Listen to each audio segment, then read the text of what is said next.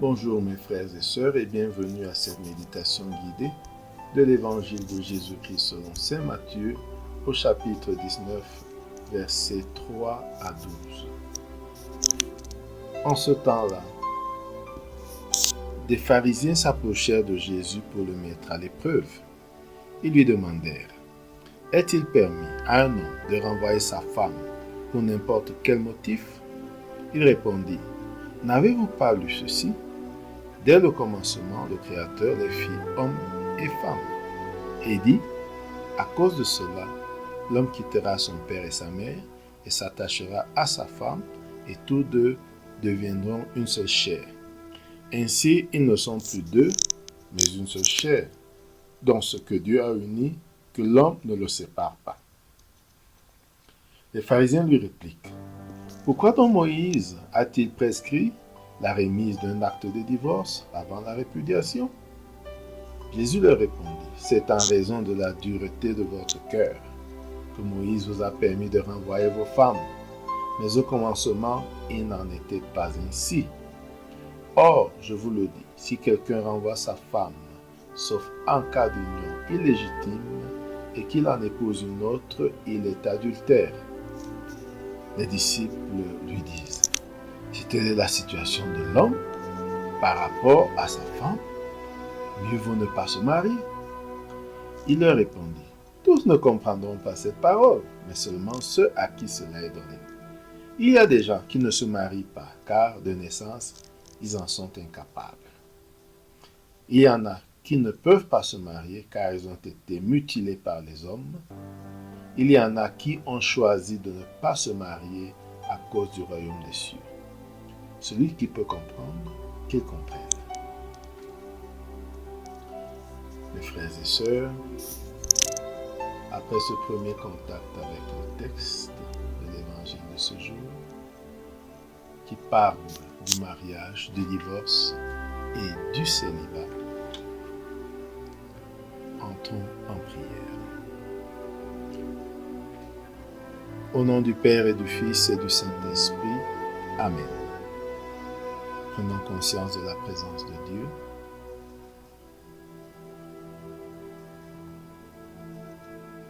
Et prenons conscience de notre présence devant Dieu.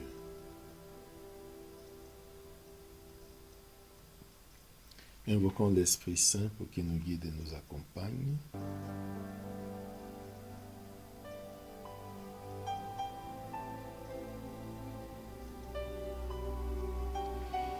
Et demandons la grâce du jour, la grâce de comprendre le sens du mariage et son indissolubilité, la grâce de comprendre le sens du célibat et la grâce de comprendre le sens du célibat consacré.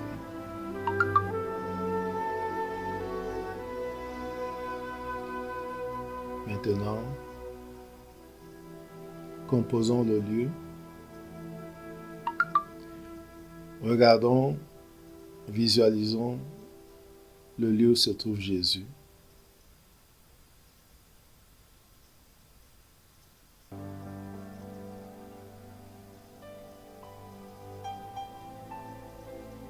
Regardons-le. Regardons ses disciples qui l'accompagnent.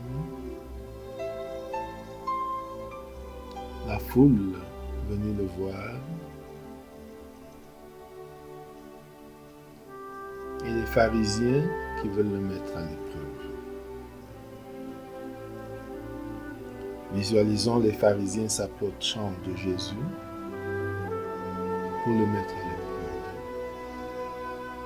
Écoutons ce qu'ils lui disent. Est-il permis à un homme de renvoyer sa femme pour n'importe quel motif? Regardons et écoutons Jésus. N'avez pas lu ceci? N'avez-vous pas lu ceci? Dès le commencement, le Créateur les fit hommes et femmes. Et dit: à cause de cela, l'homme quittera son père et sa mère et s'attachera à sa femme, et tous deux deviendront une seule chair. Ainsi, ils ne sont plus deux, mais une seule chair. Donc, ce que Dieu a uni, que l'homme ne le sépare pas. Réfléchissons sur cette réponse de Jésus.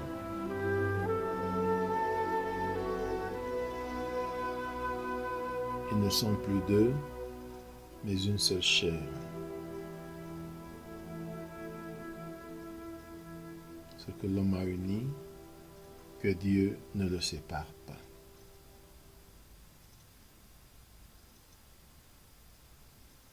Regardons de nouveau Jésus et les pharisiens.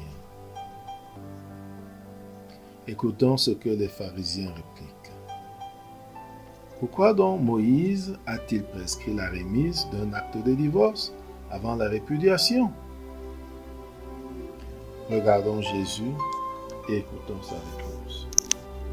C'est en raison de la dureté de votre cœur que Moïse vous a permis de renvoyer vos femmes. Mais au commencement, il n'en était pas ainsi. Or, je vous le dis, si quelqu'un renvoie sa femme, sauf en cas d'union illégitime, et qu'il en épouse une autre, il est adultère.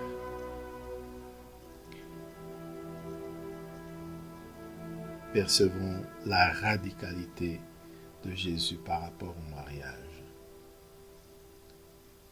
et au divorce. Si quelqu'un renvoie sa femme, sauf en cas d'union illégitime, et qu'il en épouse une autre, il est adultère. Nous pouvons nous examiner et voir où nous en sommes avec cette affirmation de Jésus.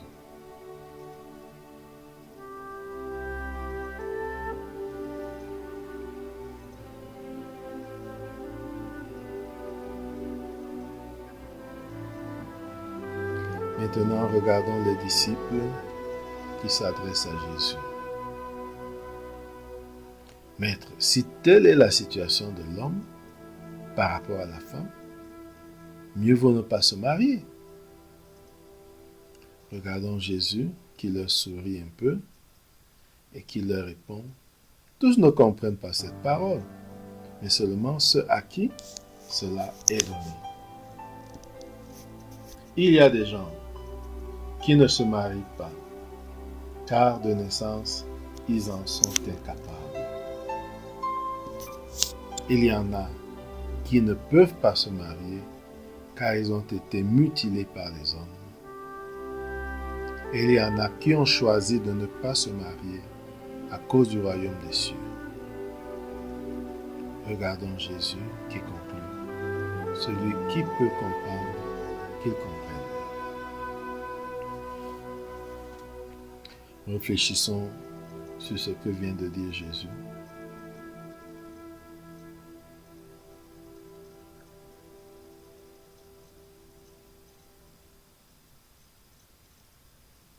Les trois catégories de personnes qui ne se marient pas, ceux qui en sont incapables de naissance. Peut-être pouvons-nous penser aux impuissants. Ceux qui ont été mutilés par les hommes, les personnes castrées. Et il y en a qui ont choisi de ne pas se marier à cause du royaume des cieux. Visualisons ces personnes, contemplons-les.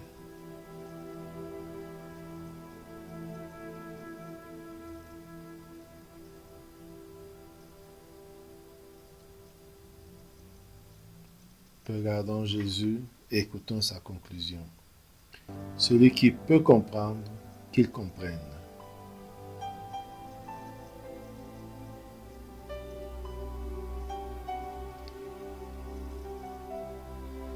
Entrons en dialogue avec Jésus.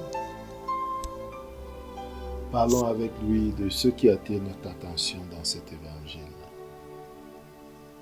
de sa prise de position, de ses enseignements et de notre situation.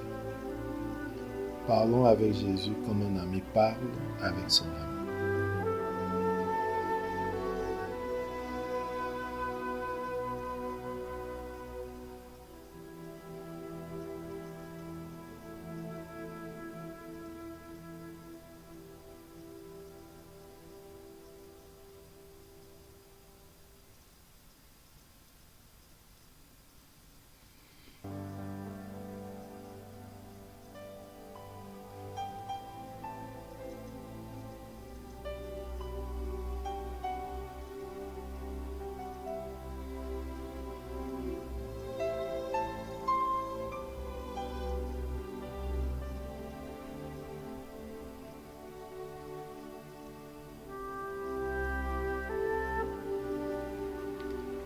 Terminons notre prière par la prière reçue du Sauveur.